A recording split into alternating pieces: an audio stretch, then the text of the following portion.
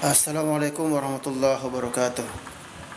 Alhamdulillah, alhamdulillahirabbil alamin. Assalatu wassalamu ala asyrafil anbiya'i wal mursalin sayyidina wa maulana Muhammadin sallallahu alaihi wasallam wa ala alihi wa sahbihi ajma'in, amma ba'd. Saudara-saudara sekalian, para mahasiswa, pada kesempatan ini kita akan membahas tentang satu kajian dari mata kuliah kita ini pada mata kuliah Ulumul Hadis, yakni terkait dengan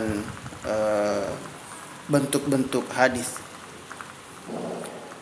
Nah, saya langsung saja kita masuk bahwa bentuk-bentuk hadis itu ada beberapa bentuk. Di antaranya ada yang dinamakan dengan hadis qauliyah.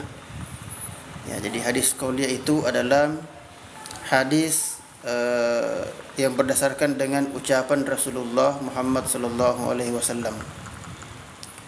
Biasanya diawali dengan kata-kata qala Rasulullah sallallahu alaihi wasallam. Nah, kemudian yang kedua ada yang disebut dengan hadis fi'liyah. Nah, hadis fi'liyah ini berdasarkan perbuatan Rasulullah. Nah, biasanya hadis seperti ini akan diawali dengan kalimat sami'tu Rasulullah, saya melihat Rasulullah. Jadi Nabi tidak mengucapkan apa-apa, tapi Nabi melakukan sesuatu. Maka sahabat yang melihat Rasulullah biasanya akan menyampaikan sami'tu Rasulullah, saya melihat Rasulullah sallallahu alaihi wasallam. Nah, itu saya kira terkait dengan sisi ciri-cirinya. Kemudian yang ketiga ada yang disebut dengan hadis takririyah. Takririyah ini Nabi tidak pernah melakukan sesuatu, ya, tetapi Nabi membiarkan ketika melihat sahabatnya melakukan hal tersebut.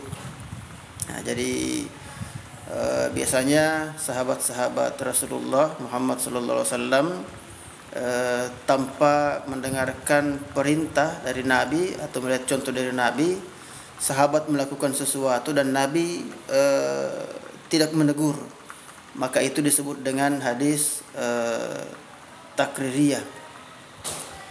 Nah, hadis takririyah ini perlu kita fahami bahwa banyak juga yang seperti itu, sehingga tidak boleh kita langsung menjustis sesuatu ketika Nabi tidak melakukan, maka kita langsung menjustis bahwa itu sesat.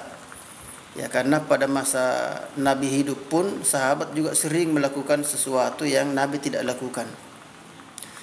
Nah, dan sekali lagi ketika Rasulullah tidak menegur itu, maka itulah yang disebut dengan hadis takririyah.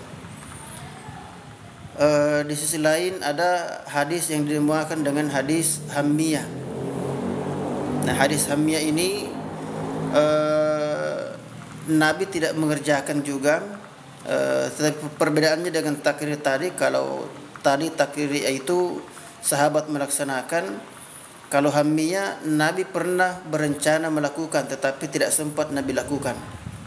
Ya, misalnya ada hadis yang terkait dengan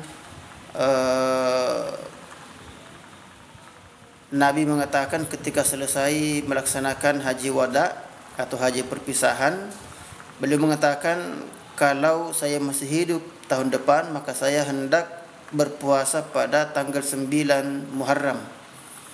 Ya, Nabi belum sempat laksanakan itu. Pada tahun berikutnya Nabi dipanggil menghadap oleh Allah Subhanahu wa taala. Maka itu menjadi hadis hammiyah. Nah, jadi dalam prinsipnya bahwa keempat poin dan macam-macam hadis ini memberikan penjelasan kepada kita umat Islam bahwa tidak boleh kita serta-merta menjustis sesuatu yang Nabi tidak kerjakan itu sebagai satu perbuatan yang sesat. Ya, karena tidak semua yang Nabi kerjakan dapat dilakukan oleh umatnya, sebagaimana tidak semua yang Nabi tidak kerjakan juga tidak boleh dilakukan oleh umatnya. Nah, jadi itu tergantung dari sisi hukumnya. Sering saya katakan bahwa yang bisa kita sebutkan sebagai sesuatu perbuatan yang haram itulah yang dapat dikatakan sebagai perbuatan yang sesat. Ya, jadi kalau tidak haram maka dia tidak sesat. Ya, jadi dalam pertemuan-pertemuan perkuliahan secara offline sering saya mengulang bahwa banyak hal yang Nabi itu lakukan dan itu menjadi sunnah dan hadis, tetapi hukumnya beda-beda. Ya, jadi tidak semua sunnah Nabi itu hukumnya sama. Ya, salah satu yang sering kita contohkan, yang pertama misalnya Nabi itu melaksanakan salat wajib, ya, salat 5 waktu. Berarti salat 5 waktu itu adalah sunnah Nabi karena dikerjakan oleh Nabi. Ya, tetapi hukumnya wajib. Ya. Di sisi lain ada sunnah Nabi, misalnya salat witir. Ya, Nabi itu tidak pernah meninggalkan salat witir semasa hidupnya. Bahkan Nabi pernah mengatakan ini menjadi wajib buatku dan sunnat buat umatku. Ya, berarti salat witir itu sunnah Rasulullah tetapi hukumnya sunat. Ya, jadi ini sudah dua perbuatan Nabi yang dilakukan Nabi menjadi sunnah Nabi tapi hukumnya berbeda. Nah, ini sering kita contohkan, ya. Kemudian berikutnya Nabi itu makan dan minum. Ya, Nabi itu sebagai manusia biasa kalau lapar ya beliau makan. Ya, tapi kalau beliau tidak lapar ya beliau tidak makan. Maka makan itu hukumnya adalah mubah. Ya, jadi kita makan minum adalah sunnah Nabi tetapi hukumnya mubah. Ya, jadi ini sekali lagi sudah 3 perbuatan Nabi, sudah 3 sunnah Nabi tapi hukumnya berbeda-beda, ya. Nah, ini kembali saya ingin mengingatkan bahwa ini semakin menunjukkan bahwa ternyata tidak semua sunnah Nabi itu memiliki ketetapan hukum yang sama.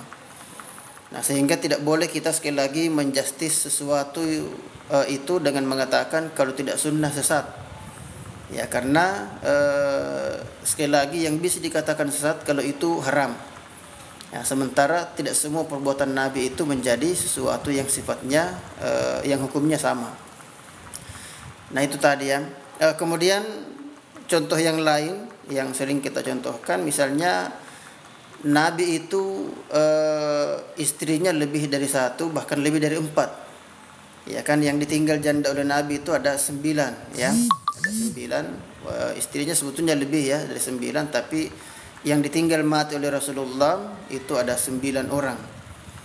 Nah, berarti menikah lebih dari 4 itu kan sunnah Nabi, tetapi hukumnya menjadi haram bagi umatnya. Ya, karena apalagi ketika sudah ada larangan dalam Al-Qur'an, fankihu ma taba lakum minan nisa'i mathna wa thulatha wa ruba'. Ya, jadi kata Allah, nikahilah wanita yang engkau senangi, yang engkau sukai, 2, 3 atau 4. Ya. Sehingga menikah lebih dari 4 itu menjadi haram. Ya, bahkan 2, 3, 4 pun ini juga menjadi sesuatu yang pertentangan di kalangan ulama. Umumnya ulama mengatakan bahwa menikah lebih dari 1 sebetulnya itu juga tidak boleh, karena ada klimaks pada akhir ayat itu yang mengatakan jika engkau tidak sanggup berlaku adil maka fawahidah, cukup 1 saja. Ya, dalam keterangan yang lain Allah mengatakan kamu tidak mungkin bisa berlaku adil. Ya, jadi itu contoh-contohnya semua, ya. Jadi ini juga merupakan sunnah Nabi tapi hukumnya menjadi haram bagi umatnya kalau kita lakukan itu, bagi laki-laki sekarang, ya. Nah, sejujurnya laki-laki sekarang, seadil-adilnya laki-laki sekarang itu hanya bisa paling banyak 4. Ya, itu pun sangat susah yang dinamakan adil, ya, karena itu masalah masalah perasaan, jadi tidak bisa dipermain-mainkan. Nah, yang jelas dari semua contoh-contoh yang kita sebutkan ini semakin menunjukkan bahwa tidak semua sunnah Nabi itu boleh dikerjakan oleh umatnya Nabi. Nah, begitu pula dengan yang Nabi tidak kerjakan, tidak semua juga tidak boleh dikerjakan oleh umat ini. Nah, pertanyaannya kemudian bagaimana dengan hadis yang mengatakan bahwa setiap yang baru itu adalah sesat, ya. Kullu bid'atin dalalah wa kullu dalalatin finnar, bahwa segala yang baru itu sesat dan yang sesat itu masuk neraka. Ya, memang ada hadis seperti ini, tetapi bagi ulama-ulama tafsir itu mengatakan bahwa itu sebetulnya tidak menunjukkan bahwa semua yang Nabi tidak kerjakan itu menjadi sesuatu yang sesat. Karena itu bahasa-bahasa penguat saja sebetulnya. Ya, jadi sama kalau saya misalnya lewat di depan satu kelas, kemudian saya dapati siswa atau mahasiswa dalam kelas itu ribut di dalam, main bola, main game. Ya mungkin yang main bola, yang main game cuma 3 orang. Tetapi ketika saya singgah di kelas, di pintu, saya mengatakan, wah ini satu kelas kok cuma main game saja kerjanya. Ya, di situ saya mengatakan ada kata-kata semua. Satu kelas main game saja semua kerjanya. Tapi apakah menunjukkan bahwa satu kelas itu main game terus betul? Ya, ternyata kan tidak, ya. Maka makna kullu itu lebih kecil, ya. Lebih kecil sebetulnya, sehingga tidak semua yang Nabi tidak kerjakan itu menjadi sesuatu yang sesat. Nah, jadi itu semuanya, sehingga kita harus dewasa dalam melihat berbagai bentuk-bentuk hadis tadi itu, ya, dengan mempelajari bentuk-bentuk hadis tadi. Ya, ternyata di samping hadis fi'liyah dan hadis qauliyah masih ada hadis takririyah, ya. Dan ini yang banyak tidak difahami oleh banyak orang, sehingga sangat mudah menyalahkan sesuatu yang orang lain lakukan yang menurutnya tidak dilakukan oleh Nabi. Itu yang pertama. Yang kedua, kadang-kadang juga bukan Nabi tidak kerjakan sebetulnya, cuman kita yang belum baca dalilnya, gitu kan. Nah, saya hanya ingin mengingatkan bahwa sebaiknya kalau itu terjadi seperti itu, maka yang bisa kita lakukan adalah kita sampaikan saja bahwa saya belum dapat dalilnya. Ya, ketimbang kita langsung mengatakan bahwa tidak ada dalilnya. Ya kan? Jadi boleh jadi bukan tidak ada, tapi kita yang belum baca dalil itu. Nah, ini jadi harus dewasa dalam hal seperti itu, ya. Nah, baik saudara sekalian, ini saya kira 4 poin terkait dengan bentuk-bentuk hadis. Nah, yang pertama tadi ada hadis qauliyah, yakni ucapan Rasulullah Sallallahu Alaihi Wasallam. Nah, jadi semua yang Nabi pernah katakan itu menjadi qauli namanya. Nah, sedangkan yang Nabi pernah kerjakan, yang Nabi pernah lakukan itu disebut dengan hadis fi'liyah, perbuatan-perbuatan Rasulullah Sallallahu Alaihi Wasallam.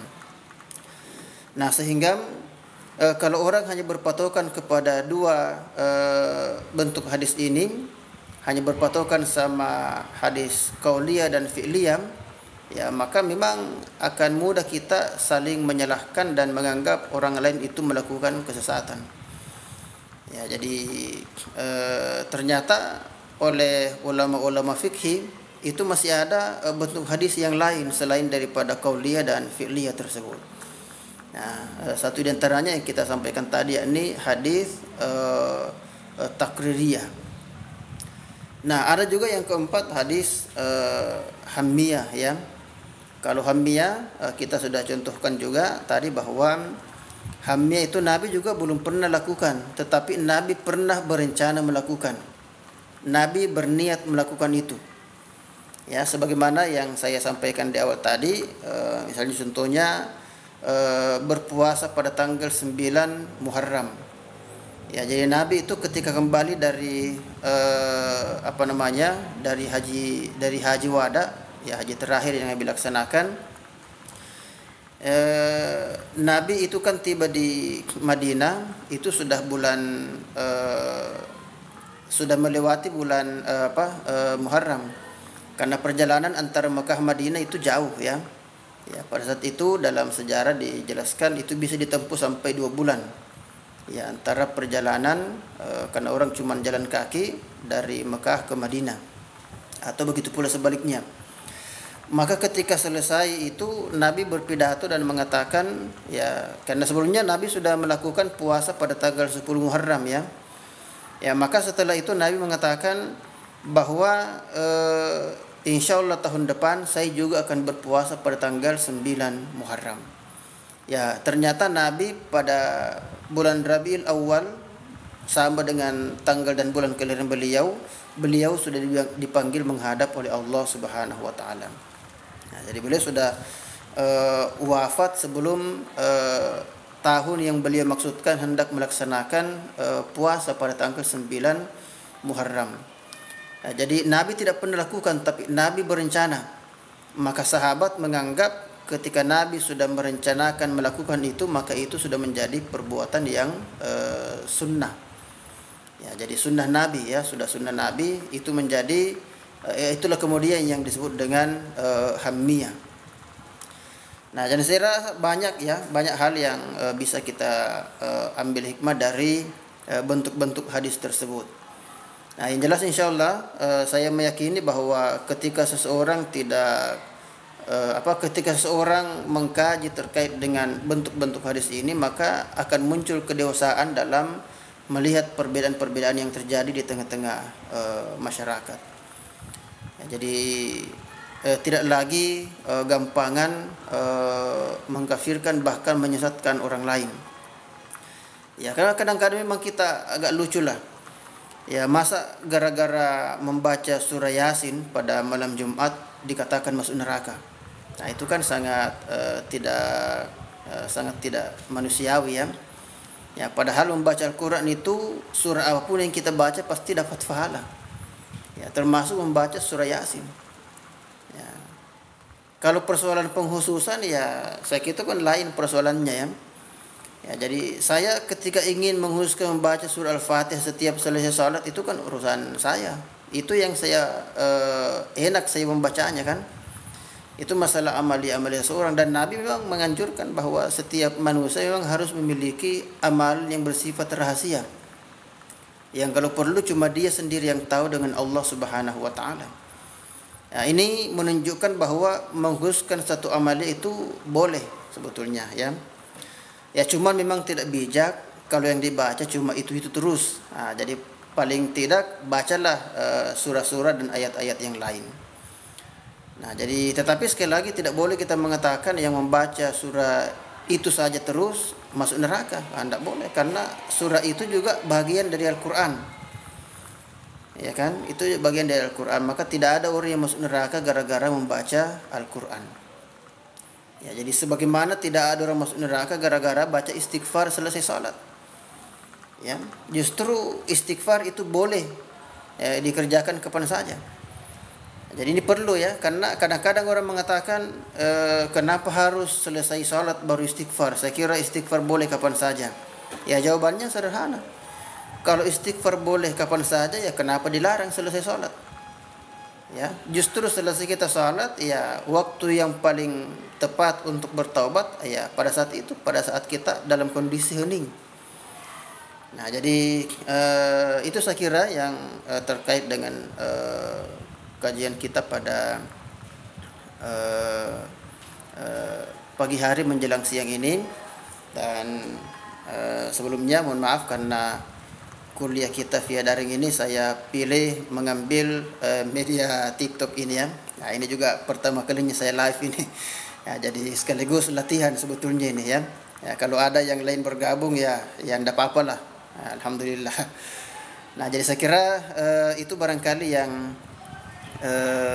bisa kita kaji dalam kesempatan perkuliahan pada pagi hari menjelang siang ini. Nah, insyaallah kita lanjutkan pada pertemuan berikutnya. Nah, sekira demikian. Wallahu muwaffiq ila aqwamit thariq. Wassalamualaikum warahmatullahi wabarakatuh.